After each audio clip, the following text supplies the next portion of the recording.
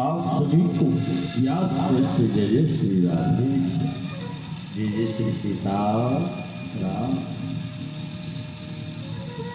कल भगवान की द्वितीय दिवसीय कथा के माध्यम से आप लोग बड़े भाव निष्ठा से प्रसन्न श्रवण कर रहे थे। नारद जी की पूर्व जन्म की कथा का वृत्तांत। नारद जी ने व्यास जी से कहा कि महाराज आप संतों का आशीर्वाद ले लो, आपका कल्याण हो। अब जैसे ही कहा कि संतों की कृपा, वो कैसे कि कहा कि मैं पूर्व जन्म में भी दासी का बेटा और उनके दिव्य आशीर्वाद ऐसा मिला, संतों ने मुझे द्वादशाक्षर मंत्र दिया, मैंने उसका जाप किया, मुझे ब्रह्मपुत्र नारद की उपाधि प्राप्त हो गई। बोली भक्तवत्सल भगवान की, ब्रह्मा जी का बेटा बनकर के आया हूँ नारद, इसीलिए संतों का आशीर्वाद हुआ। ठीक है महाराज, आपकी आज्ञा सरोधारी है। उन्होंने उस चतुर श्लोक की भगवान की कथामृत गंगा का पान किया। इदं विष्णु पादाष्टक विशाल विस्मनः प्रणीतं यत्प्रेरणा सुकवि जगदीशेन विदुषा पठेति यो वा भक्ता च्युतचरणचेता समनिजो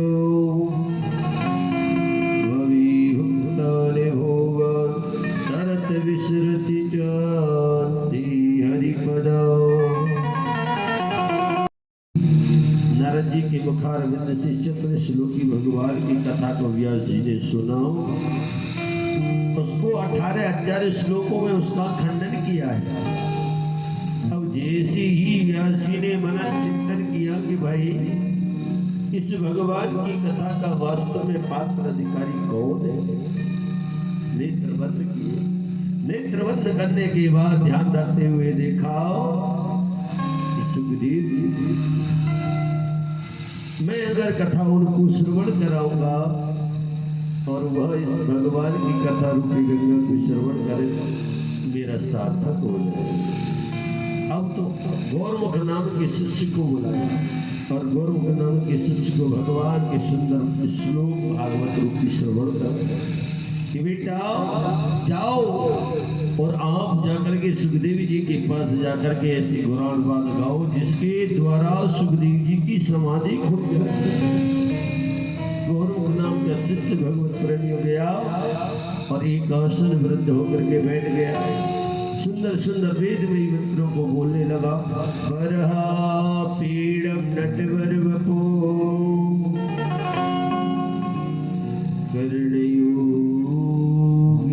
कर्णकारम विप्रजवासा कनक कपिसाओ वेजयन्ती चमालयम। अब जैसे ही बोला बरहा पीड़म नटवर वपो कर्णयोगिन कर्णकार, मेरे गोविंद भगवान बड़ी अद्भुत लीला कर रहे हैं। अधर पर मुरली धारण किए हुए बांसुरी का वादन करते हुए जा रहे, मोर मुकुट धारण किया है, गाया और ऐसी क्रीड़ा करते जा रहे हैं, लंगड़ी खेलते हुए जा रहे हैं। जैसी एक पैर से दूसरे पैर को चेंज करते हैं तो वह कनेर का पुष्प अपने आप ही इस कान से उस कान में आ जाता है। और जैसे ही दूसरे पैर से पहले पैर को चेंज करते हैं तो उसमें से पहले अपने आप कर्णयोगिन कर्णकार विप्रजवासा कनक कपिशम वेजयन्ती चमान। और मेरे गोविंद भगवान ने गले में सुंदर वैजयंती की माला धारण किए हुए हैं। और जैसी देखा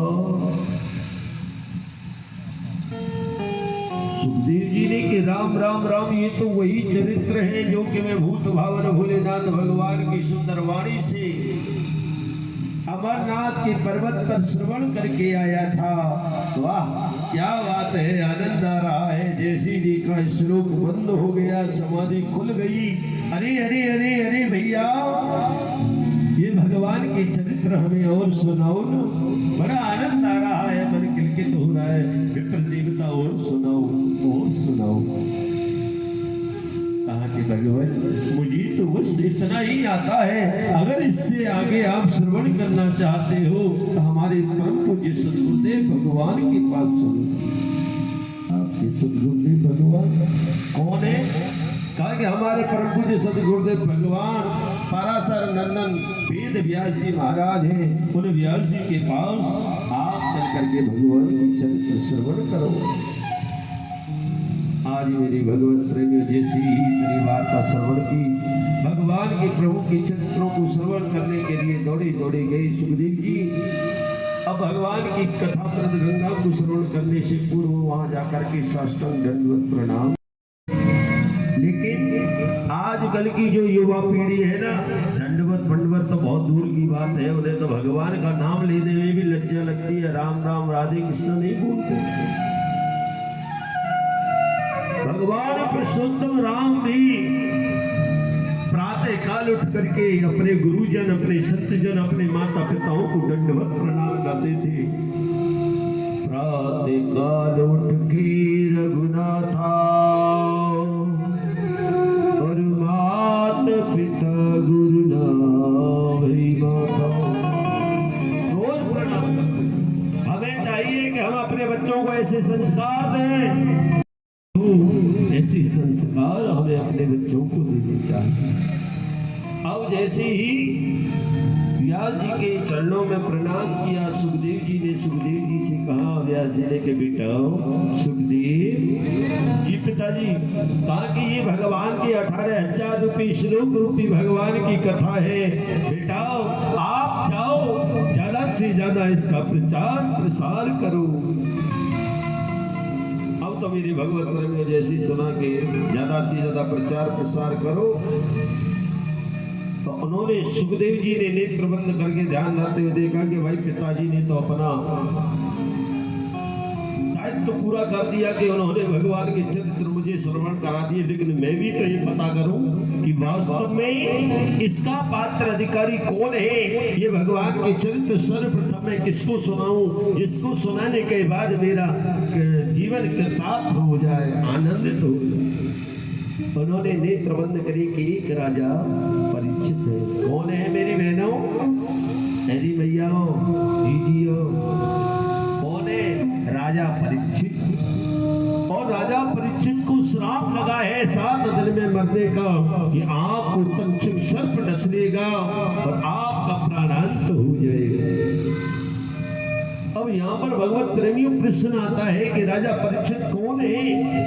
राजा परीक्षित को 7 दिन में मरने का श्राप क्यों लगा?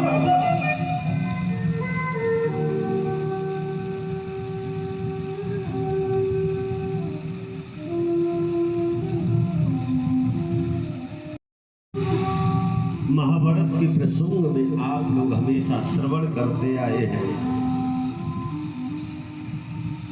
कि कौरव और पांडवों के मध्य में महाभारत का युद्ध हुआ, कुरुक्षेत्र की पावन हुई। तो कहते हैं कि ये जो युद्ध हुआ था महाभारत का, कई सुप्रयोजन क्या है, क्यों हुआ? बहुत से लोग कहते हैं द्रौपदी ने अपने केस खोल करके बैठ गए, इसलिए कोई कहता है द्रौपदी ने ये कह दिया था दुर्योधन से कि अंधे के तो अंधे ही होते हैं। अनेक प्रकार से लोग जो है उन्हें बताते हैं, लेकिन वास्तव में सही मायने में प्रयोजन क्या है? क्योंकि जब गोविंद भगवान गए दुर्योधन के पास, तो और कौरवों को दुर्योधन को समझाया कि भाई ये 5 पांडव हैं और ये 5 पांडव हैं, इन 5 पांडवों को ज्यादा नहीं, आप 5 ग्राम भूमि भी आज इनको प्रदान कर दोगे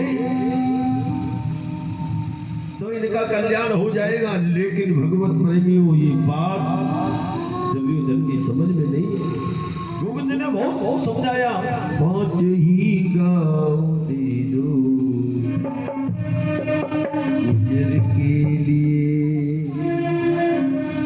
वरना ऐलान ये मुरली वाले का है, 5 ही गाँव दे दो गुजर के लिए। बहुत समझाया, भाई भाई में तकरार छिड़ जाएगी, इसीलिए जंग की बात है वो भी टल जाएगी। एक काम करो दुर्योधन, ज्यादा नहीं है, 5 पांडव है, 5 ग्राम भूमि प्रताप का महाभारत अगर गीता जी में देखा जाए तो बड़ा ही सुंदर श्लोक है। यहाँ पर जैसे 5 ग्राम भूमि की कामना गोविंद ने किसके लिए निमित्त करी, 5 पांडवों के लिए, लेकिन इतने में दुर्योधन ने बड़ा अद्भुत जवाब दिया, कहा कि हे केशव, सुचाग्रे नैव दास्यामि और बिना युद्धि न केशव। अरे केशव, आप क्या बात करते हो, बिना युद्ध के तो मैं एक सुई की नोक के बराबर भूमि भी नहीं दे सकता। युद्ध करें, युद्ध के बाद चाहे जितना प्रदान करें मुझे कोई फर्क नहीं पड़ता, लेकिन उससे पहले मैं एक सुई की नोक के बराबर भूमि नहीं। तो जो 5 ग्राम भूमि प्रभु ने मांगी वो किस लिए मांगी, क्यों मांगी?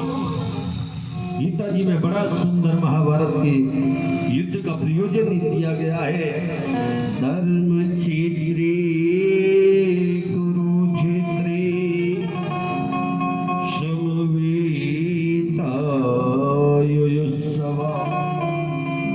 पांडवा पांडवाश्चैव किं कुर्वन्ति न संजय।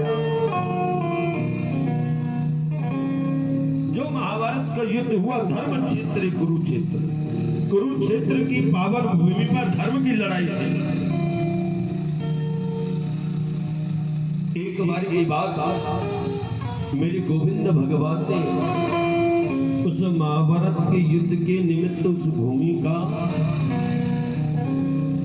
जायजा लेना चाहा। अपने 2 मंत्री पार्षदों को भेजा कि जाओ ऐसी भूमि पर भ्रमण करते गए, तो अंतिम गंतव्य कहां पहुंच गए, कुरुक्षेत्र। और कुरुक्षेत्र में भगवत प्रेमियों गए तो क्या देखा,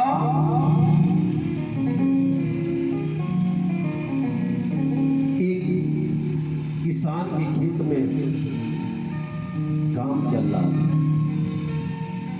इधर तो एक दृश्य ये देखा, उससे पहले दूसरा दृश्य ये देखा कि एक राजा है जिनका नाम है कुरु। क्या नाम है मेरी बहनों? कुरु नाम के राजा है।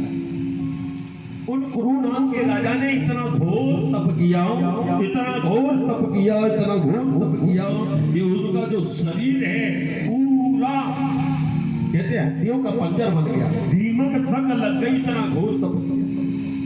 अब जब इतना घोर तप किया तो महाराज इंद्र तक की गद्दी भी हिल गई। सभी देवी देवता घबराने लगे कि भाई इस मृत्यु लोक में जाकर के देखो देखो इतना भयंकर तप कौन कर रहा है, त्राय त्राय होने लगी। अब जैसे ही दौड़े दौड़े ब्रह्मा जी आए, ब्रह्मा जी ने देखा कि भैया अरे महाराज क्या बात है, इतना घोर तप आप कर रहे, बताओ आपको क्या चाहिए, आप कामना करो, मांगिए क्या चाहते हो। कहा कि मेरी एक ही इच्छा है कि क्या, कि सबसे पहले तो इस रणभूमि में, युद्ध भूमि में समस्त देवी देवताओं का पदार्पण होना चाहिए, चरण पड़नी चाहिए, सभी देवी देवता यहाँ पर आए। दूसरी एक और इच्छा है कि इस भूमि पर जो भी गति को प्रदान हो वो मृत्यु लोक नहीं जाए, उसको भगवत धाम की प्राप्ति हो, सीधे स्वधाम की प्राप्ति हो। ऐसे प्रभु ब्रह्मा जी 2 वरदान हमें प्रदान कर। ब्रह्मा जी इतना कह करके तथास्तु कह करके निकल गए वहां से, इसके करके वहां से चले गए। लेकिन उसी समय भगवान के जो द्वारिका नाथ के जो द्वारपाल है वो गए, एक नगर था बराबर में, उस नगर में उन्होंने एक अद्भुत दृश्य देखा। पता है क्या देखा? एक किसान है और उस किसान की फसल में काम चल रहा था। फसल में पानी दिया था फसल को बड़ा करने के लिए, पकाने के लिए। अब एक तो फसल में पानी लग रहा है, दो भाई पे सगे भाई, तो छोटा भाई पानी लगा रहा था, बराबर में ही दूसरा एक खाली खेत पड़ा था और हल के द्वारा उसका जो बड़ा भाई था उस हल से उस खेत को जोत रहा था बैलों के द्वारा। अब जैसे ही बैल के द्वारा खेत को जोत रहा था ना, तो मेरी माता बहनों एक बार जब से आए हो ना बोले नहीं, इसलिए हृदय से बोलो ना राधे राधे राधे राधे।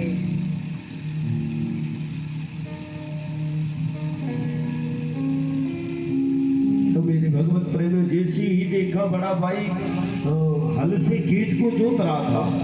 अब हल से खेत को जोतते जोतते मध्यकालीन का समय हो गया, दोपहर हो गई। अब दोपहर हो गई तो भोजन प्रसाद करने के लिए नगर में अपने गांव में बड़ा भाई जाने वाला था। तो छोटे भाई से बोला कि भैया, छोटे भैया, हाँ एक काम करना, मैं नगर में जा रहा हूँ गांव में और भोजन का समय हो गया है, मैं भोजन करके आ जाऊंगा तुम्हारे निमित्त, तुम्हारे लिए, और भोजन लगा करके ले आऊंगा यहाँ पर। और एक काम करना, ये जो खेत भरने वाला है और खेत भरने वाला है तो नदी नहर के द्वारा पानी आ रहा था, तो कहा कि सब पानी को आप बंद कर देना क्योंकि कुछ ही समय में खेत भरने वाला। इतने में ही क्या हुआ, जो छोटा भाई था बड़े भाई से कहने लगा, भाई नहीं अर्जुन नहीं, मुच्चताम में संग्राम करो मित्रा, ये हमारे गुरु समान, इनको मत मारो मत मारो।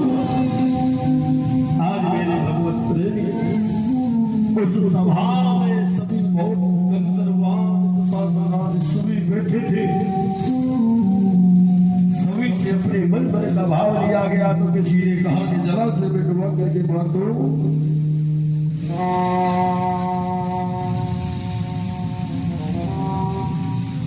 किसी ने कहा अग्नि से जला के मारो, किसी ने कहा फांसी पर लटका के मारो। लेकिन उसी सभा में मेरी गोविंद गोविंद से भी पूछा गया कि प्रभु आप भी अपनी बात रखो। मेरे प्रभु ने क्या कहा,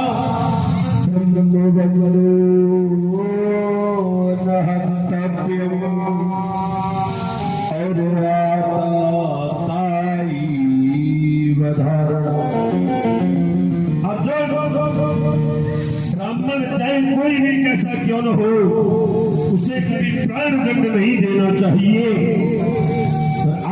आय बधार में बाल हत्यारा चाहे कोई भी कैसा क्यों ना हो, उसे छोड़ना नहीं चाहिए। सवाल में बैठे हुए लोग हंस गए। अरे गोविंद, आप जैसे दो न्यायाधीश हो गए तो बन गई बात। एक ही शब्द के दो ब्राह्मण चाहे कोई भी कैसा क्यों न हो, उसे मारो मत। अश्वत्थामा ब्राह्मण है, इसको मारो। आताताई बधार बाल हत्यारा चाहे कोई भी कैसा क्यों हो, उसे छोड़ो मत। अश्वत्थामा बाल हत्यारा है, इसे छोड़ो मत, मारो भी और छोड़ो। लेकिन अर्जुन मेरी गोविंद के हृदय की बात को समझ गई। अगर किसी ब्राह्मण का अपमान हो जाए, वो किसी मृत्यु दंड से कम नहीं है। आप लोग भगवान की कथाएं सुनते आ रहे हो, तुम्हें सब पता है। द्वारिकानाथ भगवान के संतान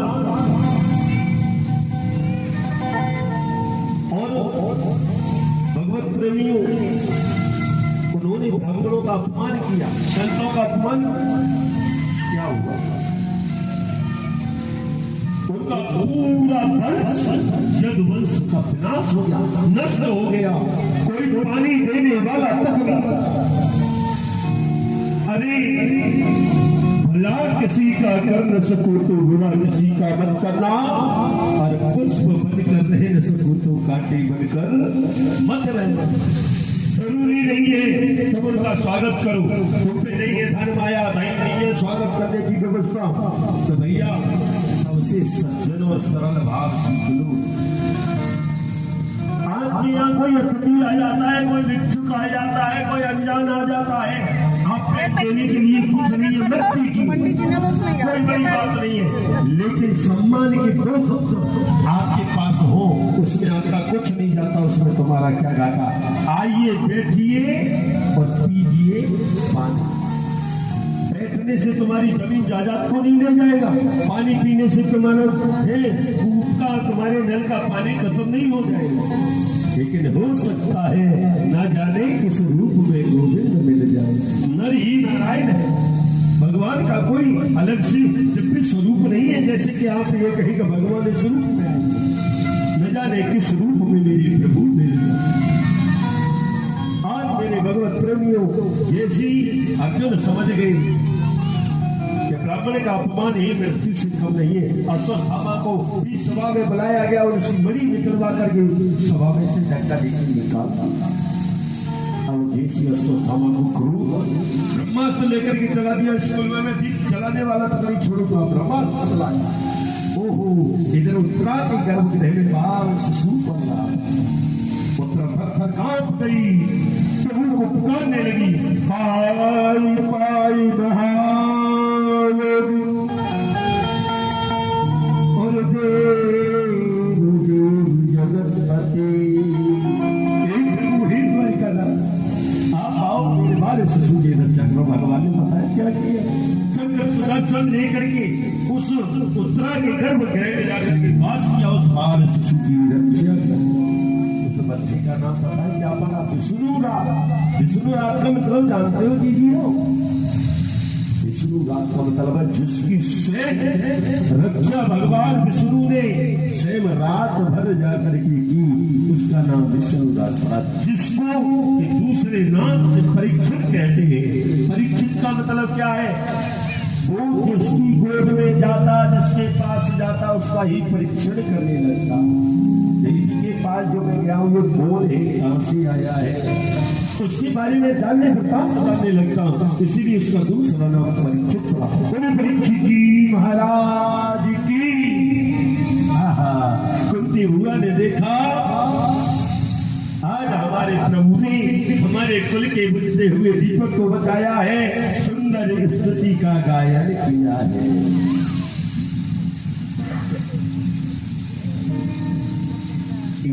विष्णु पादस्तक विषादा विषमना प्रणीतम यत्रेणा सुख विजगति शीलसा। सुंदर स्तुति का गायन भागवत जी में कुंती स्तुति काफी लंबी है, उसका वर्णन दिया गया है। जितने कुंती बुआ ने भगवान का यश गाया कि धन्य है प्रभु, आपने हमारे कुल के बचते हुए दीपक को बचाया। अब तो जैसी द्वारिकानाथ भगवान कुंती भुआ की स्तुति को सुनकर के दौड़े दौड़े गए। कहाँ गए? हस्तिनापुर गए तो कहाँ गए? बुआ जी मांगो, क्या मांगना चाहते? प्रभु देना चाहते हो? कि हाँ देना है तो प्रभु आप क्या मांगा? सुख प्यारे। बहुत अच्छा भजन गाएंगे भैया, जो कड़ी गाना है।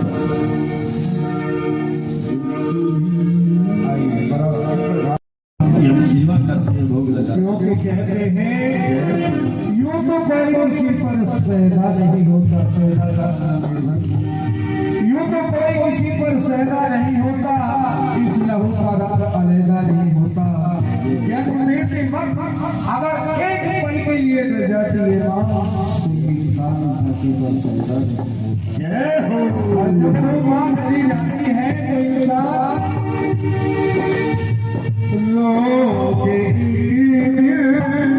पुराण भी करता हूँ, भागवत भी करता हूँ, राम कथा भी करता हूँ, गणेश पुराण भी करता हूँ। और ये नवरात्र आ रहे हैं, अभी देवी भागवत आपकी मेरे से होने जा रहे हैं, तो देवी भागवत भी करता हूँ। ये ठाकुर जी के श्रीमद कृपा है। तुम भगवत प्रेमियों, ऐसी न जाने कितनी परिवार है मेरे, कितनी भक्तों की यहाँ आज तक मेरे ठाकुर जी की ऐसी मनोकामना होती गई। लोगों ने मुझे कथा के लिए बुलाया, साल में आधी कथाएं तो मुझे ऐसी मिल जाती है, खुशी खुशी। अभी मैं जा रहा हूँ अगले महीने में, आपके यहाँ तिलकुआ पड़ता है। तिलकुआ में एक राणा परिवार है और देवी वहाँ मंदिर है, उसके जस्ट सामने 70 साल बाद बेटा हुआ। शुक्र आदमी की बिल्कुल दिमाग से हट गई, कोई विश्वास नहीं था। आज से 2 साल हो गए, लगभग 1.5 साल पहले मेरी कथा हुई, तब उनको कोई भगवान की कृपा ऐसे फल गई। आज क्या खुशी जागी, तो मेरे गुरु जी नामकरण वगैरह का कार्य हो जाएगा और आराम से मैंने भी बताया मेरी 2 कथा हो रहे हो कर रहा हूँ। मैंने भी कहा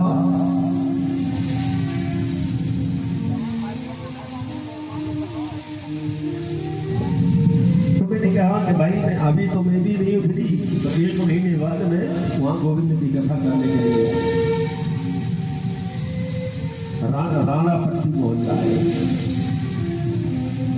तो मेरे भगवत प्रेमियों, उस बहन के जो नगर की बात बता रहा हूँ, उसके भी ठाकुर जी की ऐसी मनोकामना हुई। काफी विवाह के बाद एक बालक हुआ, तो वो मेला में गई दर्शन कर, मेला में गई घूमने, अपने बच्चे को मेला दिखाने। बेटा प्रसाद वगैरह दे दिया करो मेरी। और जैसे ही वो मेला में गई तो उसने क्या किया, अपने बच्चे को बढ़िया अपना झुलाया उलाया, खाट पकौड़ी खिलाई। अंतिम वक्त उसके मन में एक बात याद आई कि राम राम मेला में आए, जब तक जलेबी नहीं खाई तो सब बेकार है। हाँ, जब तक जलेबी की तो बात नहीं है, मुंह में पानी आएगा पानी जी। तो जलेबी उसने क्या कहा कि अब तो भीड़ हो रही है, घर जाके ही खा लेंगे, पैक करा लेते। भैया जलेबी वाले से कहा 1 किलो जलेबी कर दे। जलेबी नहीं, उसको उसने पैसे दिए। और इतना भी वो जो बालक था छोटा सा, 3-3.5 वर्ष का बालक छोटा सा, वो नीचे खड़ा कर दिया। और इतने में मेरे भगवत प्रेमियों वो सब फल, वो मिठाई को, जलेबी को बैग में रखने लगे। उसको पैसा दिया, पैसा देने के बाद क्या देखा, वो जो छोटा सा बालक था उसको देखा तो वहां से गायब हो गया। जब उसका बच्चा गायब हो गया, वो रुदन करने लगी, चीखने लगी, चिल्लाने लगी। अच्छा एक बात आप ही सोचो, आपका बालक अगर आपसे 1 घंटे भी दूर हो जाता है तो घबराने लगते, मेरा बेटा कहाँ गया है, चिंतित हो जाते हैं। अब वो बालक को उसे नजर नहीं आया, वो घबरा गई, मेरे राम राम मेरा बेटा कहाँ हो गया, मेरे को तो परिवार वाले जीने नहीं देंगे, संसार वाले जीने, और मेरा छोटा सा बालक है, उसका क्या होगा। राम राम राम लगने लगी, चीखने लगी, चिल्लाने लगी, रोने। उसका बेटा कहीं नजर नहीं आया। अंत करता जब रोते हुए देखी तो एक ने बताया कि बहन तू क्यों रो रही, कि मेरा बेटा गुम गया। भैया एक काम करो ना, जो साउंड लगाए ना, साउंड वाले भैया के पास जाओ, हाँ अनाउंसमेंट करा दो कि भैया मेरा बालक है, उसका नाम है मोहनलाल। हाँ, वो ग्रीन कलर का कुर्ता पहना हुआ है, जिस किसी ने भी देखा हो, मेरे लाला को खया पाया केंद्र पर पहुंचा दो। अब भैया आवाज लगाई तो वो बालक फिर भी नहीं पता लगा। अंतिम गत्वा वो सम्मान को भला चिंता, भला चेहरे पड़ सकता है जिसका लाल खो गया हो, बेटा खो गया हो, वो खोजने लगी। और खोजती खोजती उसने क्या देखा, उसका बेटा एक दूसरी स्त्री की गोद में हिलक हिलक करके हंस रहा। जैसे उस बालक को देखा वो दौड़ पड़ी, अरे भैया मेरा तो लाला, मेरे को ला बहन, मेरे लाला की मोटू दे चल भाई को लाला, तेरा कैसो लाला, ये लाला मेरी गोद में है तो ये मेरा है, तेरी गोद में होता हो तेरा होता, चल चल चल। अच्छा एक बात बताओ, जिसका बालक है उसे चैन कर सकता है तो अपने बच्चे को दे दो, कोई कितना बड़ा धन दौलत दे दे तो नहीं देंगे। अरे मैंने एक काम कर, तो वो पैसा देना चाहिए, कल ले ले, तो मेरे बेटा को मोकू नहीं दूंगी, ये बेटा मेरा है। वो कहे मेरा है, वो कहे मेरा है, दोनों रो रही है। वो रो रही है जिसका बालक गुमा है, वो देख करके खुश हो रही। एक व्यक्ति आया सच्चे हमारे ढोलक वाले भैया की तरह, पढ़े लिखे हो भाई, भाई भाई तुम कीजिए आपस में काई लड़ रही हो, ये लाला मेरा हो रही है, ये नहीं रही है, इसको मिल गया है, जो चिल्ली आई है मेरे बेटे को नहीं देना चाहिए। एक काम कर रहे हैं, हमारे जो नगर के राजा है ना, वो पढ़े लिखे शिक्षित है, वो बहुत कीमत, उनके पास जाओ, अच्छा निर्णय करेंगे। वो गई थोड़ी दोनों। राजा साहब ने कहा कि ये बेटा तुम्हारा है। राजा देखो तुम तो पढ़े लिखे हो, समझदार हो कि बेटा जब मेरी गोद में तो मेरा ही होगा। राजा ने कहा बात तो भाई पर सही है भाई, किसी गोद में लेके घूम रही है, अपना बेटा हो। दूसरी बराबर में खड़ी है, बेला खड़ी है, रो रही है। कहा कि देवी ये तुम्हारा बेटा है? कि हाँ मेरा बेटा है। राजा ने मन में सोचा ये कह रही है मेरा बेटा है, ये कह रही है मेरा बेटा। जन्म देने वाली तो माँ एक ही होती है, भले सेवा करे मन से मन मिल जाए, ये तो अनेक माताएं हो जाती है, लेकिन ये तो कहीं तक संभव नहीं।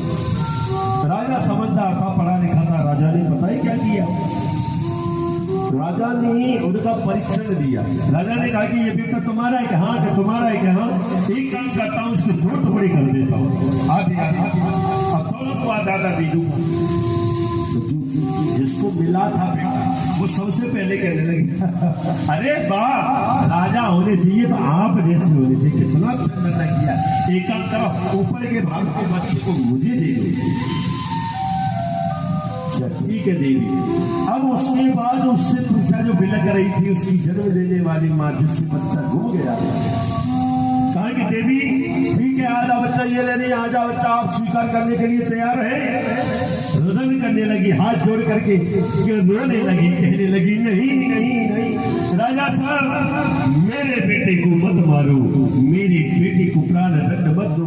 क्यों? इससे तो अच्छा है आप इस अबला की गोद भर दो, और मेरे बेटे को तो मत मारो। बेटे का दर्द क्या होता है ये तो एक माँ ही समझ सकती है। माँ खुद गीले में सोती है, बेटे को सूखे में सुलाती है। माँ बीमार पड़ी हो, बच्चा खेलता हुआ माँ के पास चला जाए, माँ अपने दुख दर्द को भूल जाती है, बेटे का इंतजाम करती है पहले खाने पीने का। माँ की ममता तो बड़ी निराली है। आइए दो क्षण हम आप अपने माँ को याद करते हैं तो कितनी अच्छी है, कितनी भोली है, प्यारी प्यारी है वो माँ। दो क्षण याद करते हुए चलता, माँ की ममता बड़ी अद्भुत है।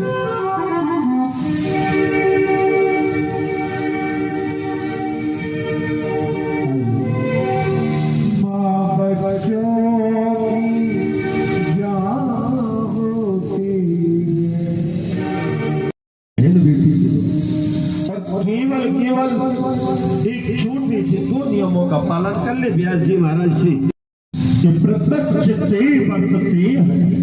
श्री साक्षात कृष्ण। भागवत क्या है? कोई पुस्तक नहीं है, कोई किताब, साक्षात कृष्ण ही गोविंद की कथा है। जब गोविंद भगवान हमारे ब्रज को छोड़ करके जा रहे थे ना, उस समय गोपी ग्वाल वाल भगवान कन्हैया के रथ के सामने लेट गए। हे प्रभु, आप तो कहते थे कि क्या ब्रजवासी वल्लभ वल्लभ सदा, और मेरे प्राण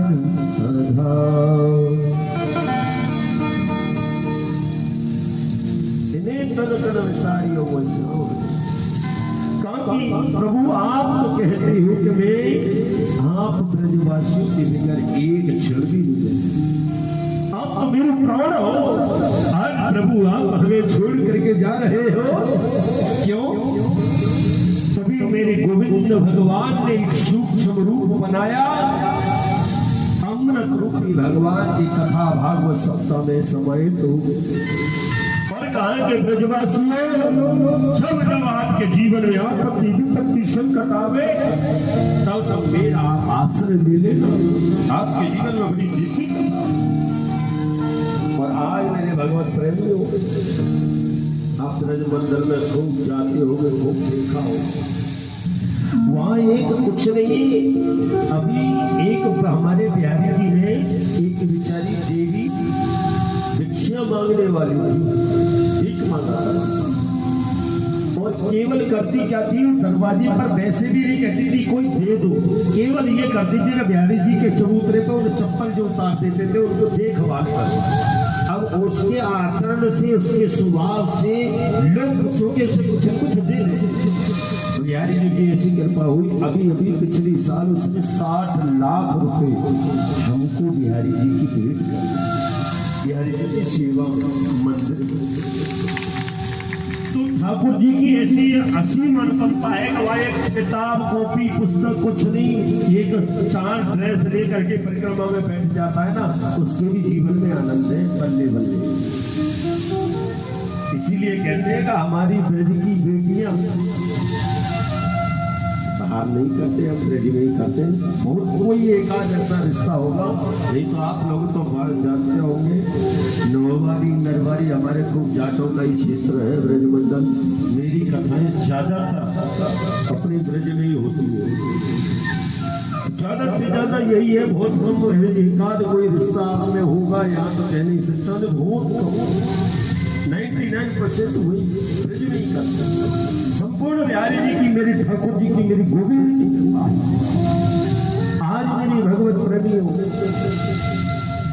जैसी उस स्त्री स्वरूपा की कोई बालक नहीं हुआ, बेचारी नगर में रहती थी, वो भगवान की कथा में गई। व्यास जी बता रहे थे कि अगर किसी के गर्भ से भगवान की कृपा नहीं हुई हो और वह बहन किसी भी ये नहीं कहना प्रकार न पाने वाला नारियल जो है जटा वाला, और ले करके लाल या पीले वस्त्र में लपेट कर और उस पे कलावे से, उसको धागे से लपेट ले कपड़े को, उसमें स्वेच्छानुसार, ये तो निश्चित नहीं है अगर इस एक के मारने से मेरे 5 बाले शिशु जीवित हो जाए, ये कदाचित नहीं हो सकता, क्योंकि शास्त्रों में लिखा है ऐसे एक के मारने से 5 जीवित हो जाए, मार दो, संभव नहीं है। लेकिन इसीलिए एक बात बताऊं अर्जुन, मैं कितनी रो रही हूँ, कितनी बिलख रही हूँ, कितनी तड़प रही हूँ, तो मैं समझ सकती हूँ क्या सुस्थामा के मारने के बाद इसकी मां नहीं रोएगी, किस प्रकार दर्द होगा, किस प्रकार पीड़ा होगी, मैं समझ सकती हूँ। मत आके मत मारो, मत मारो, मत चिताओ।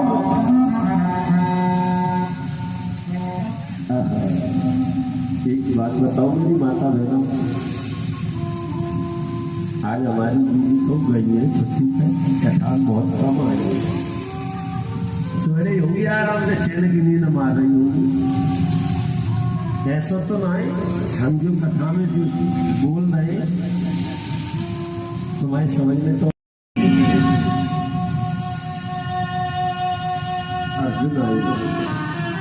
अर्जुन आए, अर्जुन ने कहा कि द्रौपदी तुम बताओ, जिसने भी तुम्हारे बाल शिशुओं की हत्या करी है मैं उसे जीवित नहीं छोड़ती, आप बताओ तो सही किस प्रकार दंड दो। आप कहें अग्नि से जला के मारो, आप कहें भूमि में दबा के मारो, आप कहें फांसी पर लटका के मारो, बताओ तो सही किस प्रकार मैं दंड प्रदान करूं। द्रौपदी बड़े भाव से कह रही, अर्जुन नहीं नहीं नहीं, मुचिता मुचिता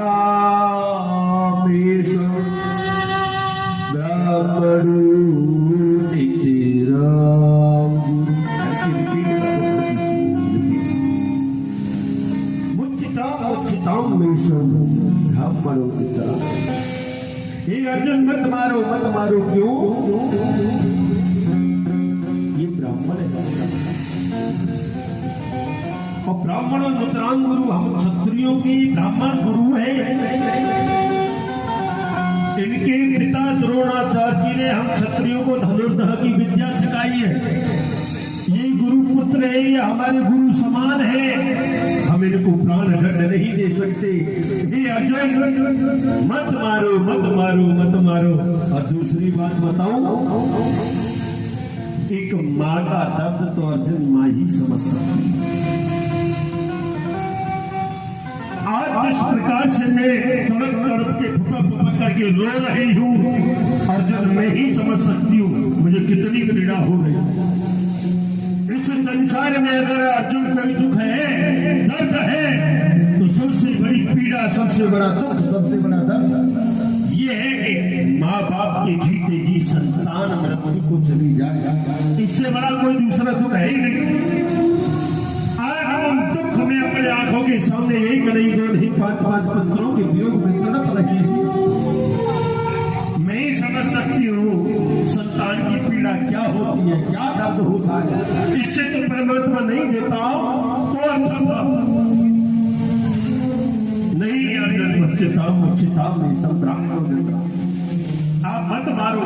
और दूसरी बात बताऊं अर्जुन, शास्त्रों में लिखा है क्या, अगर कोई पापी जीव है, हत्यारा है, उसने हमारे जीवों की हत्या की, और अगर हम उसको मार दें, उसके मारने से अगर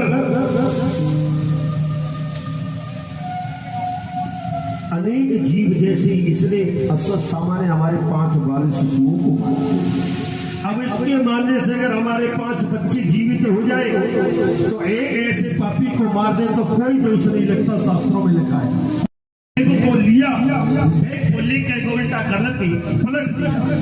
हम क्या देखा उसमें 5 पांडवों के तो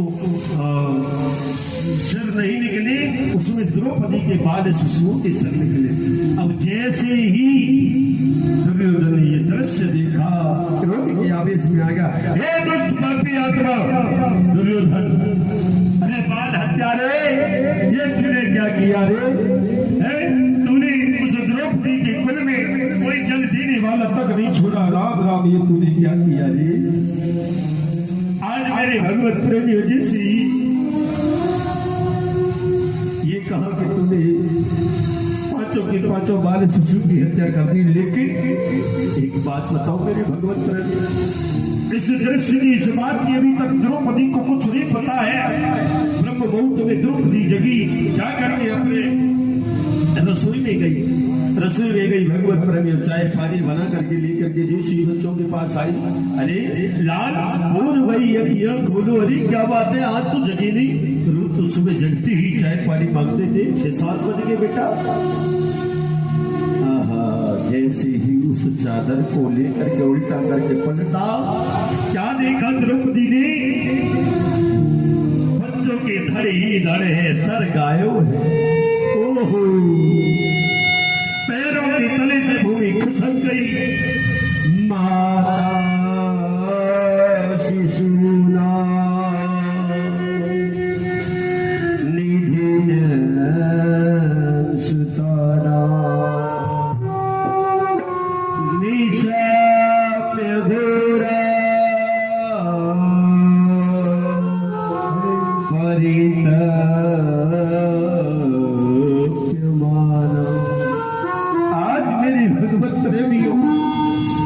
उस मां की छाती फट गई, तमाम से भूमि पर पछाड़ खा के गिर पड़ी, रुदन करने लगी, रोने लगी।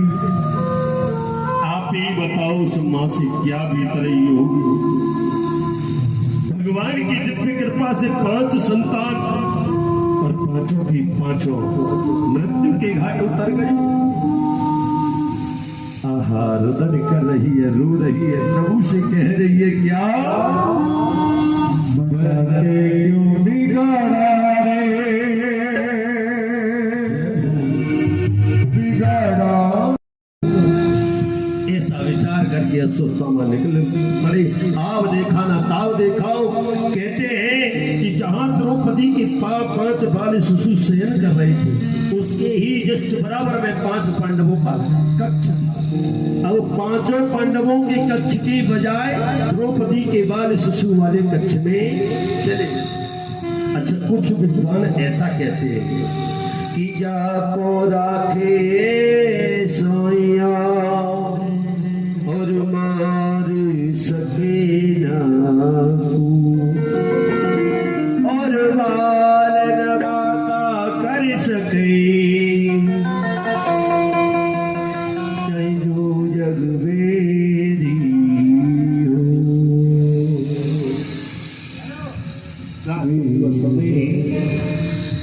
भगवत रात्रि का समय लगभग 12-12:30 बज गए। मेरे गोविंद भगवान अर्जुन ने कहा कि प्रभु ये द्वारिकाधीश, अरे 12 बजे का टाइम हो गया प्रभु, आज आप सोए नहीं, क्या बात है? कहा कि कि जब जब मेरे भक्तों पर विपत्ति आपत्ति संकट आता है तो जाकर के मैं उनकी रक्षा करता हूँ, क्योंकि कहते भगत दिवस में भगवान। तो कहते हैं कुछ विद्वान ऐसा कहते हैं यहाँ पर कि द्रौपदी की बाल शिशु वाले कक्ष में पांचों पांडवों को कर दिया, पांचों पांडवों के बजाय द्रौपदी की बाल शिशु। तो कहने का तात्पर्य यही है कि अश्वस्थामा गए, आव देखा न ताव देखा। दुर्योधन की उठाया गदा लेकर के जोर से दुर्योधन की जंगा पर मार, दुर्योधन की जंगा टूट गई। यदा मृदे को द्रव सृजयाना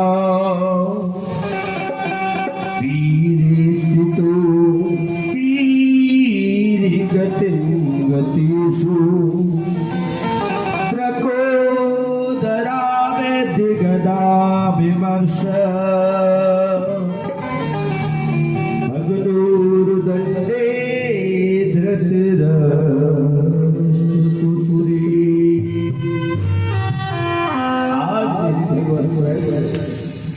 भगनूर्दण्डे, रुदण्डे माने जंगा के भाग को बोलते हैं। उसकी जंगा टूट गई। धृतराष्ट्र त्राय त्राय करके चिल्लाने लगा, अंतिम श्वासों को गिन रहा था। इतने में अश्वस्थामा आई। अश्वस्थामा ने देखा भैया ओ दुर्योधन, अरे तेरी इतनी बुरी हालात किसने की जो आज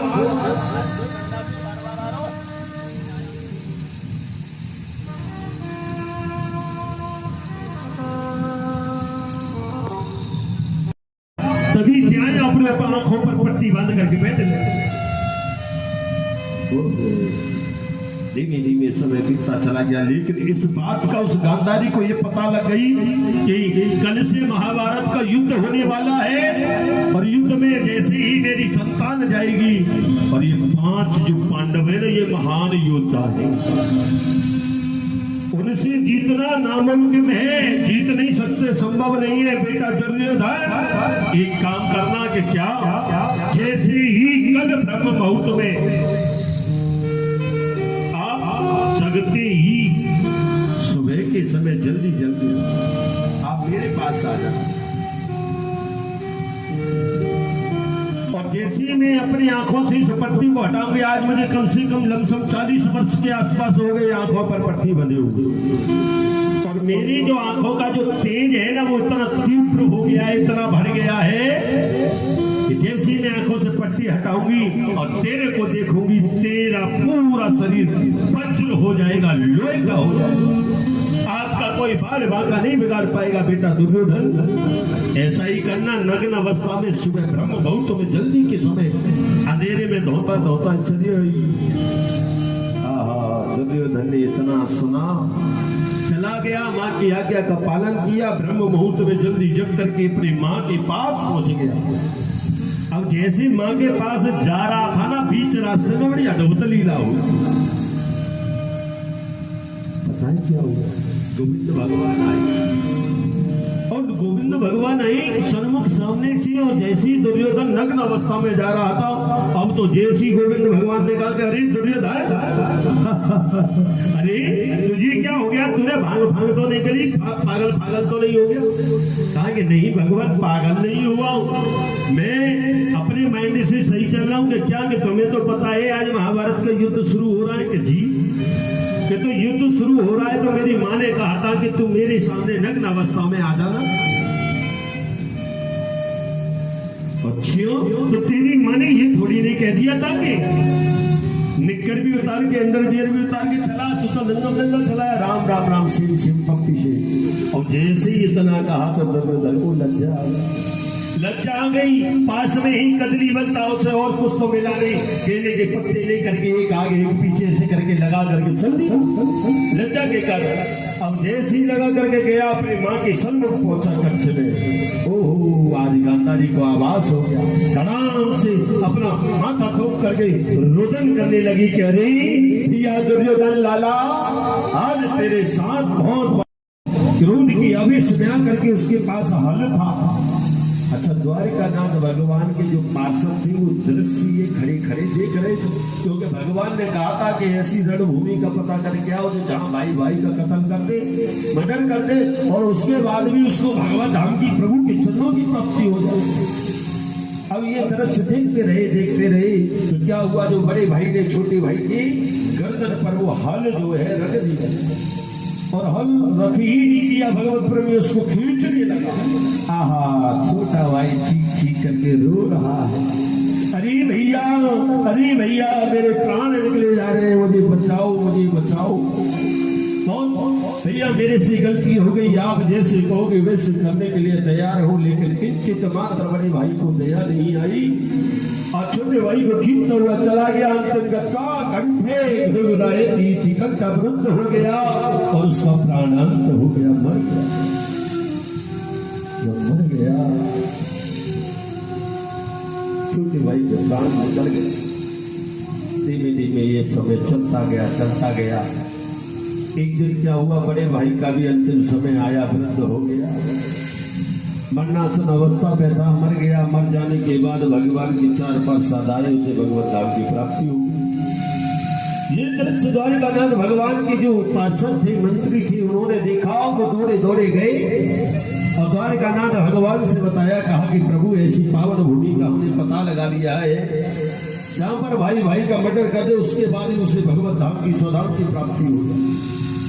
आज मेरे भगवत प्रेमियों, जैसी एक दिन की बात, दुर्योधन धृतराष्ट्र ने कहा दुर्योधन से कि दुर्योधन एक काम कर, सभी राज्यों में भ्रमण करके आज ये देख के आओ, इस बार अपना वार्षिक कर किस राजा ने हमें नहीं दिया, प्रदान नहीं किया। दुर्योधन गया,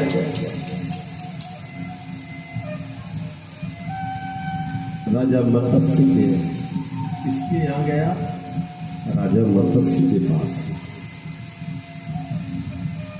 राजा मत्स्य से कहा कि अरे राजा साहब, आपने इस बार वार्षिक कर नहीं दिया हमें। हाँ प्रभु, मैं इस बार वार्षिक कर नहीं दे पाया। क्यों नहीं दिया? कहा कि इस बार थोड़ी बारिश कम रही, बारिश कम होने के कारण भूमि ऊसर रह गई, बहुत सी जमीन ऐसी रही जहाँ हम फसल तक नहीं कर पाए, साधन कर नहीं पाए, तो इस कारण जो है जनता की सेवा में अन्न जल की व्यवस्था, जीव जंतुओं को जल नहीं मिल पाया ठीक से, तो वो पैसा जो है हमने जनता की सेवा में लगाया।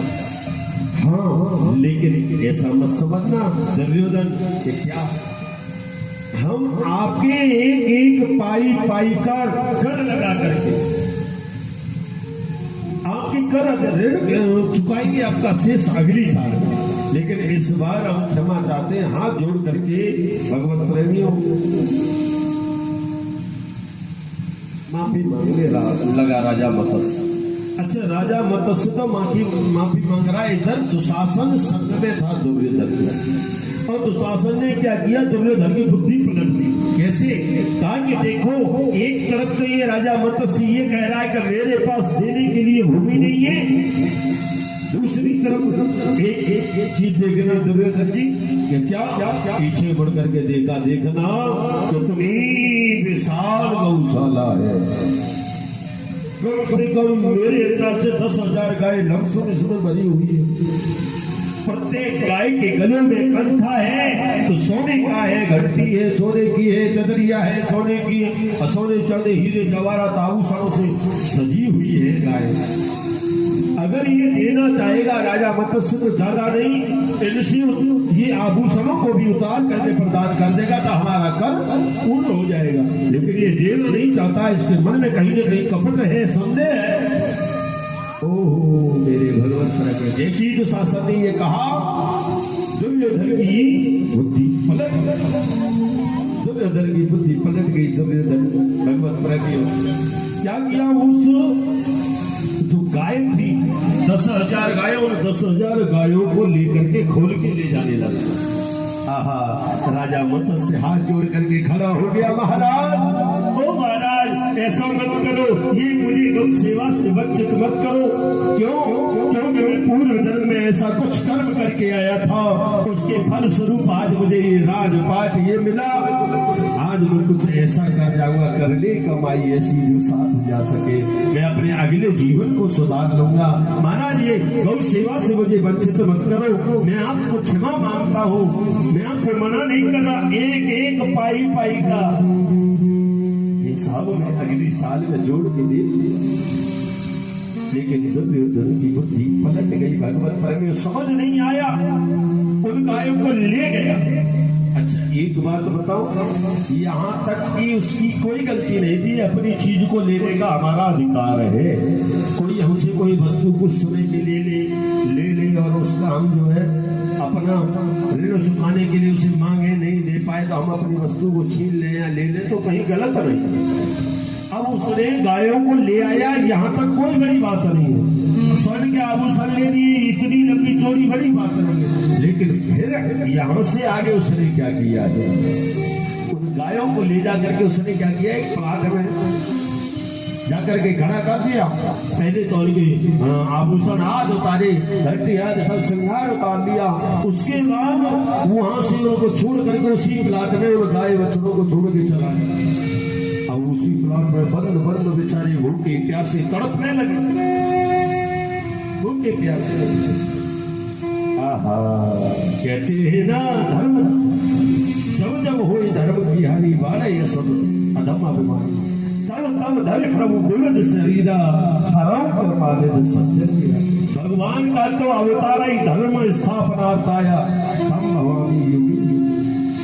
भगवान ने जब देखा कि मेरी गायों पर अत्याचार हो रहा है, ये भूखी प्यासी तड़प तड़प के मर रही है, इसीलिए भगवान द्वारिकानाथ शांति दूत बन करके आए, दुर्योधन को समझाया ये 5 पांडव हैं, इनको ज्यादा नहीं 5 ग्राम भूमि दे दे। तो गीता जी का श्लोक क्या कह रहा है पता है, युद्ध का प्रयोजन क्या है? धर्म क्षेत्र कुरुक्षेत्र। जो लड़ाई थी वो धर्म की लड़ाई थी महाभारत की। और धर्म क्या, गौ माता के हितार्थ जो 5 ग्राम भूमि मांगी थी, तो 5 पांडवों के लिए नहीं मांगी। अरे 5 पांडव तो आजकल बाजारों में 4-4, 5-5 भाई होते हैं, एक दूसरे मंजिल बना करके आराम से 100-200 वर्कर में आराम से रह सकते हैं।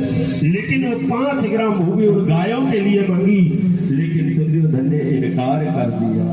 नहीं सूचा के नहीं बदास्यामी बिना युद्धे के नहीं के सब, एक सुई की नोक के बराबर भी भूमि नहीं दे सकता। पहले मुझसे युद्ध करें और युद्ध करने के बाद चाहे कितना प्रदान करें। एक बात बताओ, जब महाभारत का युद्ध होने जा रहा था ना मेरी बहनों, तो महाभारत के युद्ध से पूर्व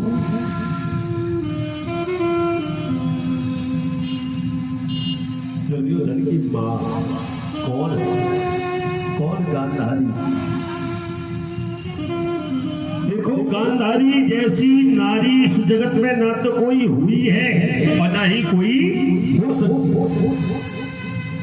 क्या धर्मपत्नी का ये दायित्व बनता है, फर्ज ये बनता है कि पति देव बीमार पड़े हो घर पर और पति देव को इलाज कराने के लिए हॉस्पिटल ले जाने की बजाय हॉस्पिटल में खुद पहुंच जाए और डॉक्टर साहब से कह दे कि गर्मी का टाइम है, थोड़ा सा मुझे कमजोरी आ रही है, थोड़े ऐसा करो ग्लूकोज की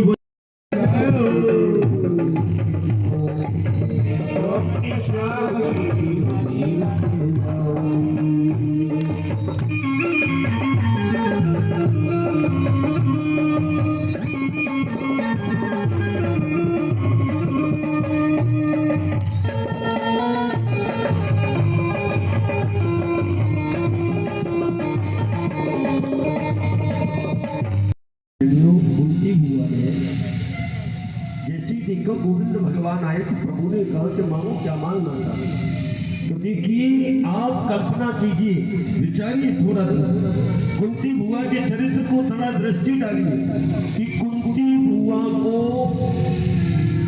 बड़ा विचित्र जीवन था। पति भी मिला तो पी लिया का मरी और श्रापित थी, श्राप लगा हुआ था कि काम वासना की भावना से दोनों एक दूसरे के पास जाओगे तो मृत्यु को प्राप्त हो जाओगे। कहने का तात्पर्य कोई भी संसार का सुख उन्होंने नहीं देखा।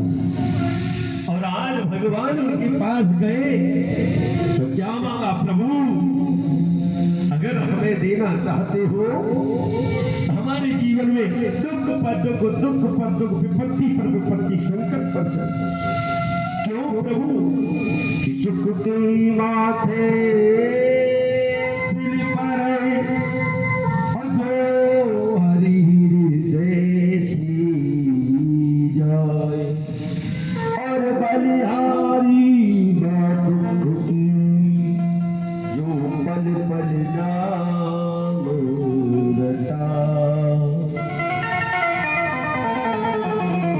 आज साउंड वाले भैया दुख की बात पूछो। एक हमारे छोटे भ्राता श्री है इस शरीर से, वो यहाँ बिजली विभाग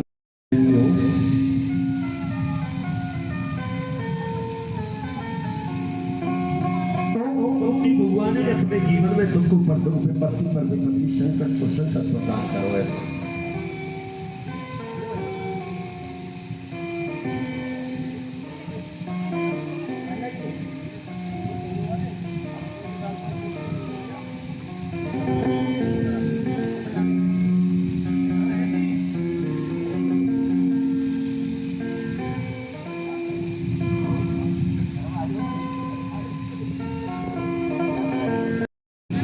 सूत जी महाराज बता रहे, आवाज पहले से ही चल रही थी, वही आवाज करो, बंद सी हो गई घुटन टाइप। ये जय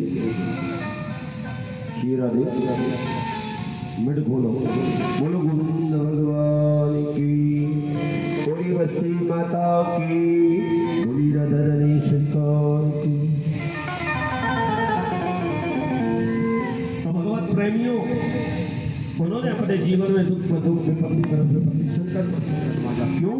क्योंकि कहा कि प्रभु अगर व्यक्ति के जीवन में सुख आ जाता है ना, उसके आचार विचार बदल जाते हैं, रहने के ठिकाने बदल जाते हैं, खाने के ठिकाने बदल जाते हैं। वो ये सोचता है कि अरे मैं तो इतना धनाढ्य व्यक्ति हूँ, मेरे घर में एसी कूलर, काय चीज की कमी है, गाड़ी घोड़ा, मैं बड़ा आदमी हूँ, मैं वहाँ पांडाल में जाकर वहाँ बैठूंगा है, उसके विचार बदल जाते हैं। मन करेगा तो टीवी पर रिमोट लगा करके चला लूंगा, वो नहीं समझ पाएगा, उसके आचार विचार मत बुद्धि सब बदल जाता है।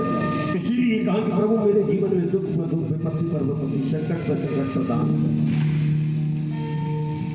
यहाँ पर भगवत प्रेमियों सूत जी महाराज सौनकादिक ऋषियों को बताया कि जब महाभारत का युद्ध चल रहा था, मध्यकालीन का समय था, उसी समय दुर्योधन द्वारिकानाथ भगवान से कहने लगा कि प्रभु एक काम करो, सुंदर सुंदर पदार्थ बने हैं खाने के, भोजन का भी समय हो गया, मध्यकालीन का समय है दोपहर का, तो आप भोजन ग्रहण करो।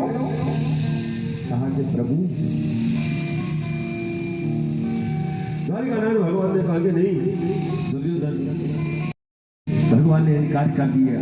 दुर्योधन की ये बात त्यागी, साज बदल कर खाई सबसे ऊंची, इनकार कर दिया। कहा कि देखो दुर्योधन, भोजन दो परिस्थितियों में किया जाता है, क्या और दो परिस्थिति वो कैसे? या तो खाने वाले को भूख हो, और जब खाने वाले को भूख होगी ना, तो हमारी तरह माए कपड़े को कह देगा कि भैया वो खा मत है, नो तो लिखवा दी, क्योंकि जो पेट की भूख है ना, ये बड़ी विचित्र है। परमात्मा ने पेट बड़ा विचित्र बनाया, ये पेट कभी भरता नहीं है, सुबह भरेगा शाम को खाली हो जाएगा, शाम को भरेगा सुबह खाली हो जाएगा। इस पेट की खातिर लोग दर दर पर ठोकरें खाते फिरते हैं। ये पेट बड़ा विचित्र बनाया है मेरे परमात्मा। आज मेरे भगवत प्रेमियों, द्वारिकानाथ भगवान कह रहे हैं कि भोजन दो परिस्थितियों में किया जाता है, या तो खाने वाले को भूख हो, जब खाने वाले को भूख होगी ना, कोई ये नहीं सोचेगा ये जो हमें भोजन प्रसाद करार देने वाले हैं या करा रहे हैं, तो भोजन में जब मुझे गर्म चाहिए कि ठंडी चाहिए है, बाजरे की हो कि मक्का की हो है, सब्जी से चाहिए कि मिर्च। अरे महाराज, जब भूख लगती है ना, 2 दिन की रखी हुई रोटी, बासी रोटी भी बड़ी स्वाद लगती है। तुम्हें याद है आप लोगों ने कभी कलयुग किया है? कलयुग किया है? कलयुग जानो, गांव से कौन कौन बिलोंग करते हैं? भाई अभी तो शहर में आए, पहले तो गांव से ही है हम लोग। तो पीछे चले जाओ, अब से मात्र 10-15 साल पीछे चले जाओ, बस मात्र 15 साल पहले क्या था कि व्यक्ति जो है इतने संसाधन नहीं थे जो एसी। हमने तो जब पढ़ाई भी करी ना, दिया जला जला करके करी। जब मच्छर लगते थे ना तो कंडा जला करके धुआं करते थे हमारे पिताजी, हमारे दादाजी। हाँ, अब तो संसाधन बहुत हो गए। तो मेरे भगवत प्रेमियों, हमारे दादाजी हमसे एक बात कहते थे कि भोजन को जब ग्रहण करना चाहिए जब भोजन जलेबी बन जाए। जब मैंने जलेबी कैसे, तो बाबा हमें बताया करते कि बेटा तुमने कलयुग किया कभी करके नहीं। कलयुग का मतलब होता है जब पहले के समय पर लोग काम ज्यादा करते थे, खाते कम। टाइम का खाने पीने के लिए जो अब आजकल हम खाते ज्यादा काम कम करते, तभी तो है ना चकाचक कुंभकर्ण की भैया ठाकुर जी की भूख है, काम तो करे ना बैठे बैठे आन दो भूख लगे रेगुलेटर है थियो तभी बना ले कछु है मैगी टैगी जन काका खामे हॉट डॉग। यही नहीं समझ में आता उनका तात्पर्य क्या है, खाने से मतलब हॉट डॉग, हॉट मीन्स गरम डॉग क्या खाते हैं हम लोग, ये फास्ट फूड है, अंग्रेज के बाप बन गए हम लोग। पहले मेहनत करती थी काम करने के लिए, सुबह देखा उजाला हुआ और निकल पड़े दराती लेकर के खेत काटे। अब भोजन कैसे होगा, घर में सिर्फ बहू भी जा रही है, खुद भी जा रहे हैं, बच्चे भी जा रहे हैं। फिर क्या होता था, अरे भैया छाछ रखी होगी, मठा रखे हो, कल को देखिए परसों को, फिर वह मठाए में नोन फोन डाले मिर्च डाल लीजिए, कछु बिलगो से लेके, और फिर कल की बासी रोटी जो बच जाए। कलयुग का मतलब ये था कि कल का रखा हुआ महेरी 2-2 दिनों की बासी रखी महाराज, अरे क्या बात है। दरिया ऐसी वही चीजों को खाते थे आनंद से, और आदमी न तो बीमार रहता था। बताओ कोई पहले इतना बीमार होता था, ज्यादा गए तो वो गांव के झोला छाप डॉक्टर सुई लगाते थे। तो हमारे दादा बताते थे कि बेटा भोजन को जब करना चाहिए जब भोजन जलेबी बन जाए, रोटी जलेबी। मैंने कहा बाबा तुम जाने कैसी बात करो, रोटी रोटी हो गए और जलेबी का रसदार अलग ही आनंद आ जाए। ये बेटा तू ना जाए, क्योंकि तेने अभी परिस्थिति कहाँ देखी है, तो बढ़िया गरम गरम सिकी मिल जाए, फूली फूली। अरे जब भोजन, जब अद्भुत भूख लगती है ना, मेहनत करें सुबह से शाम, हल चल रहा है, मोंगरी चलेगी, पहले फसलों को भी बड़े उससे निकाला जाता, मशीनों से रह जाता, तो पीट करके जाएगा, बरदों से दाएं चलती थी, कितनी मेहनत होती थी महाराज। हम तो 2 घंटा में अनाज लाए के घर में पटक ले, बहुत मेहनत होती थी। जो मेहनत करता था व्यक्ति को तो भूख बहुत लगती, और जब भूख लगती थी ना तो महाराज वो रूखी सूखी वही बड़ा अद्भुत स्वाद होता, कुछ नहीं, नमक मिर्च रखा, तो थोड़ी सी प्याज रखी, गांठ और वही खाली गुड़मुड़ी बनाई। वो नहीं देखता था कि चिपरी है कि नहीं है, ठंडी गर्म है कि नहीं है, ताजी है कि बासी, आहा क्या स्वाद आता था। तो बाबा कहते थे कि बेटा खाने वाले को जब भूख होती है तो जब भोजन प्रिय लगता है। आज कहते हैं स्वाद नहीं, स्वाद कहां से आए, हम मेहनत ही नहीं करते। और तुम देखो तुम्हें कितना स्वाद पड़ेगा, एक टाइम तो भोजन मत करो, और भोजन मत दूसरे टाइम जब भोजन करोगे। तो उनके यहाँ जब हमने प्रसाद पाया ना, आप यकीन नहीं करोगे, मैं वैसे जब ब्रिज में होता हूँ ना, घर पे होता हूँ, तो मैं एक ही टाइम प्रसाद पाता हूँ। जिस दिन सुबह ले लिया तो शाम की छुट्टी, शाम को ले गया 2 बजे छुट्टी। लेकिन मैं यहाँ भक्तों के भावानुसार ये है कि निमंत्रण के तौर पर ठाकुर जी के चरण, ये पंडित जी अकेले जाते नहीं। अगर माता बहन को देख लिया तो पीछे है माता जी है, मैं नहीं जा रहा, जो कोई बड़ा लज्जित होते हैं, पता नहीं क्या है, बहुत सीधे है पंडित। अगर कोई बहन बेटी को देख लिया तो घर में मजा ना घुस जाएगा। बाजा क्या भयो, सभा शुरू है रे, और यहाँ से पहली गली या दूसरी गली में पंडित जी पर्चा देने चले गए। और पर्चा क्या देवे मेरा, मैंने कहा कि पंडित जी मैं वही हूँ जब पहले फर्स्ट दिन कथा के लिए आए थे, गाड़ी मुड़काई वहाँ पे हूँ। तो पंडित जी ने देखा कि एक बार तो वहाँ मुड़ाई, एक बार वहाँ मुड़काई, तो वहीं होंगे गुरु जी। तो चौहान साहब के यहाँ घर में घुस गई, जितेंद्र चौहान साहब का घर समझ करके दूसरे के घर में घुस गई।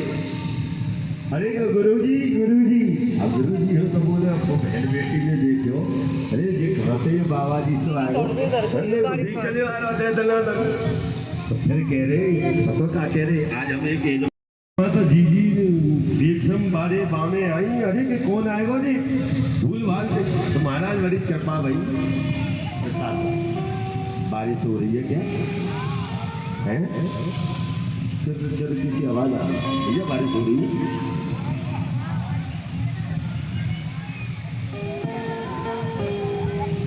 होना बहुत जरूरी था अगर हो रही है तो अच्छा है लेकिन होगी जरूरी ये भी विश्वास है अब कंफर्म नहीं है मुझे बोले यज्ञ भगवान की इंद्रदेव भगवान की जय जय श्री राधे श्याम। तो गोविंद ने क्या कहा मेरी बहनों कि या तो खिलाने वाले का भाव और भाव कैसा जब हमें भक्तों के प्रसाद पाने गई हाँ वास्तव में आपके भाव है पहले दिन पहली बार मैंने एक ऐसी कथा करी है जीवन में कथाएं तो मैं करता बहुत हूँ और हर क्षेत्र में जाता हूँ लेकिन इस कॉलोनी में इतना भाव मिला मुझे कि पहले दिन 7 दिन की भोजन की बुकिंग पूरी और बाकी बाद जी बहुत जन कहने लगे पंडित जी हम तो रहेंगे तो भैया उनको ये कि उपाय है पंडित जी चाय तो मत बनाए तुम भाई चौधरी लोग हैं ज्यादातर ठाकुर साहब भी है तो तुम लोग तो घी दूध के खाए भी और खवाए वाले हो मन करो करे तो लेकर ले आओ कर दो होटल की तरह लगा के धक्यों के ले लियो के खा लियो बाबे आनंद कम आप देख बैठी है जगह टमाटो को देख रही हूँ आज कहाँ रही अरे चौधरी तुम्हें तो कह रहा हूँ जोड़ा के आइए संग से प्रेम कर रहा हो हाँ आज तुम्हारी कथासी चल रही है पहले आ जाऊँ हाँ बिना जोड़े के आती नहीं है जब तक सरकार नहीं आ जाती तब तक नहीं है मैंने कहा कि आज का निमंत्रण तो मेरा विदुर काका गया विदुर जी सबसे पीछे बैठे सभा में विदुर जी ने मन में सोची के राम राम राम मैंने तो इनको नो तो दियो ना और इनने मेरो नाम लियो लेकिन कोई बात ना इतनी बीच भरी सभा में कहिए मेरो नो तो है उनके यहाँ विदुर जी के यहाँ तो कोई ना कोई तो इंतजाम करना पड़ेगा विदुर जी दौड़े दौड़े घर गए घर पे कौन थी उनकी घरवाली विदुरानी जी से कहा विदुरानी तुम्हें पता है आज हमारे गोविंद ने बड़ी सभा में मान रखा है कहा कि मेरा निमंत्रण विदुर जी के यहाँ तो कुछ न कुछ खाने को उनको इंतजाम करना पड़ा घर में तो कछु हती ना एक काम करता है मैं बाजार जाऊंगा और बाजार से कछु न कछु खाने के पाई लेके आऊंगा नहीं आता विदुर जी चली गई बाजार विदुरानी जी घर पे रह गई घर में चौका लीपन करो अब चौका लीपन करो मेरे भगवत प्रेमियों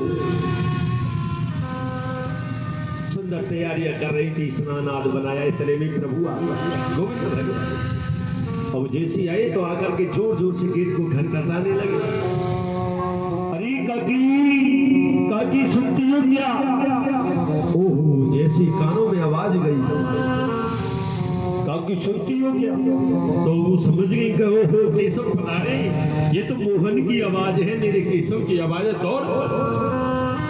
दौड़ी गई दरवाजा खुला गोविंद भगवान के दर्शन करके किलकित हो गई बलिहारी धन भाग्य हमारे केशव आप हमारे घर पर बड़ा सौभाग्य है प्रभु आप आए आइए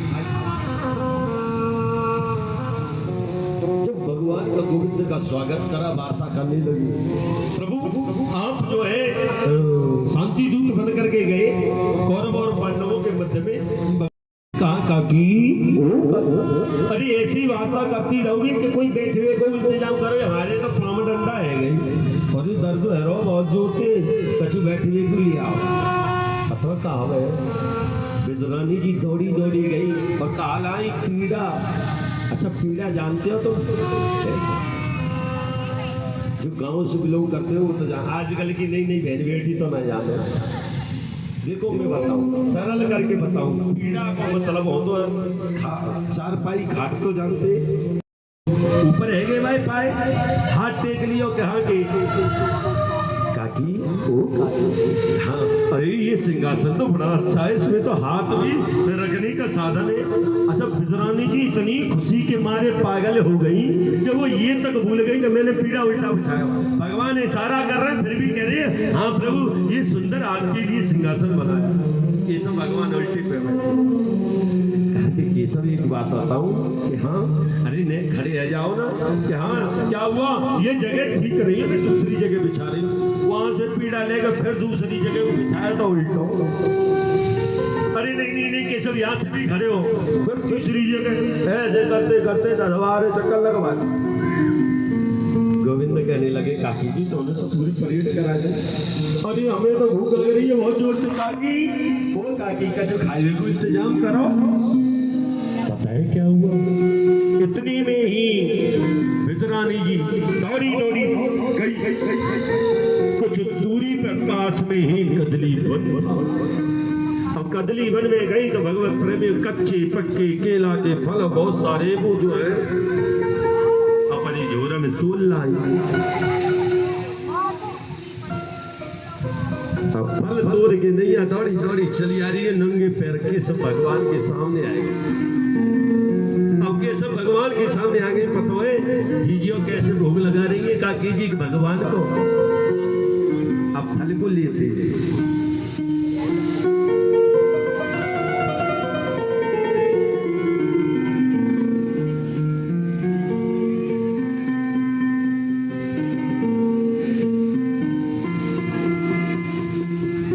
उस गूदा को लेकर के तो नीचे डाल देती है और उस छिक्कर को बड़े भाव से लेती है और मेरे गोविंद भगवान के भोग लगा रहे, केले का छिक्कल का पान कर रहे हैं।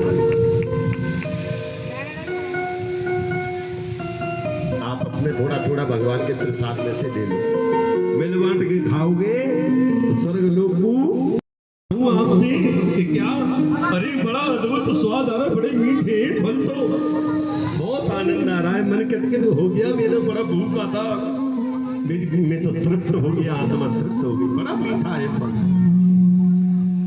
काकी जी पता है क्या कहने लगी, विद्रानी जी क्या कह रही है कि सब मीठे क्यों नहीं होंगे।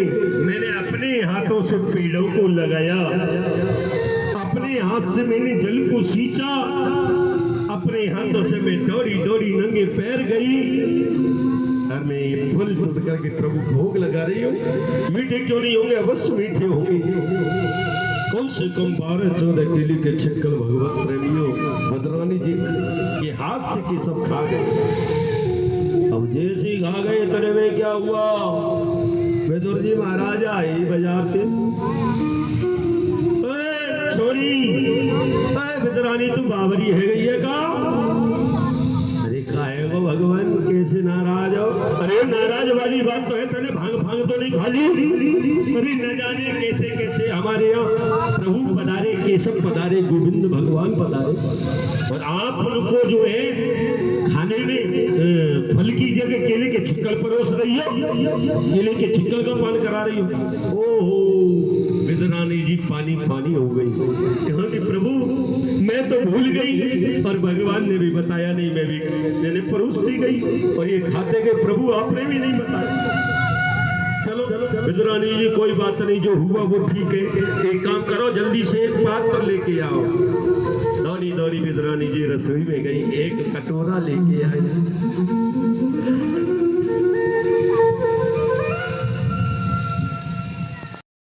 उसमें माखन मिश्री का भोग, लड्डू पेड़े का भोग विदुर जी ने लगा दिया जो बाजार से लाए।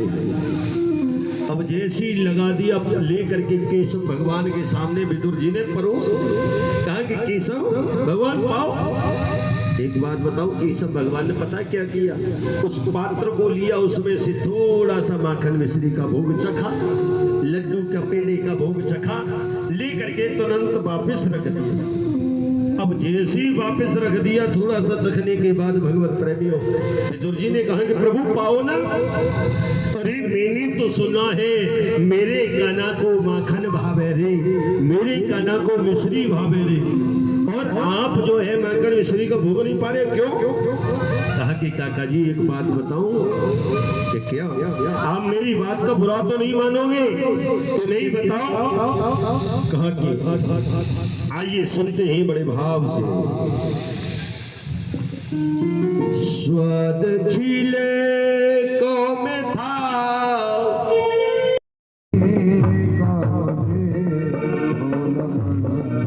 बोलेंगे क्या? स्वाद छिले को में था तेरे माखन में ना। स्वाद छिले को में था तेरे माखन में। स्वाद छिले को में था तेरे पेड़ में ना। स्वाद छिले को में था तेरे पेड़ में ना। मैं तो बेद रानी की झिलकी धरती खा गया। मैं तो बेद रानी की झिलकी धरती खा गया। मैं तो बेद रानी की झिलकी धरती खा गया। मैं तो बेद रानी की झिलकी धरती खा गया। झिलकी धरती खा गया। झिलकी धरती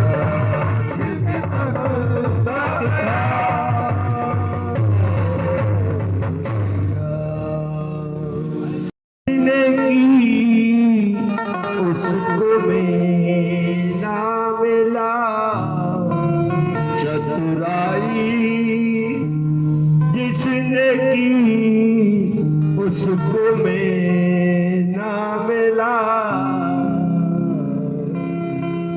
मैं तो भी रानी की झिलकी तक खा गया। बोलेंगे मैं तो भी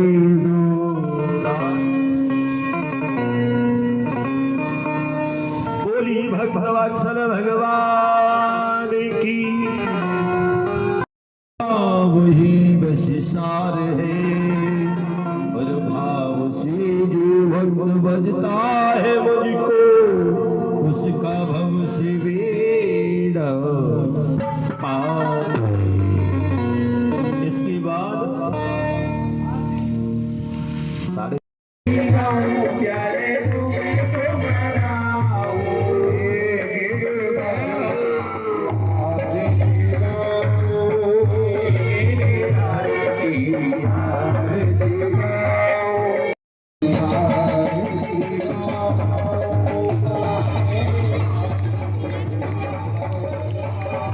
भाई कल मूंगफली के दाने से लगेगी।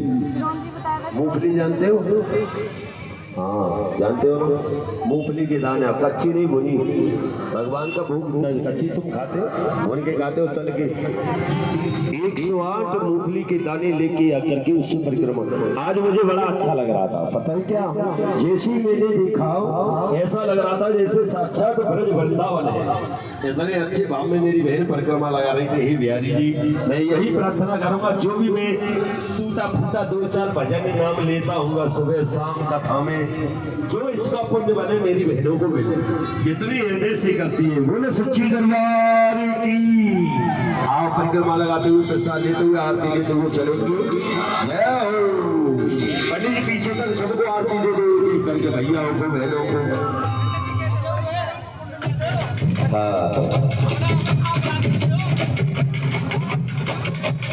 भैयाओं को वैसे मिल जाना है हृदय से।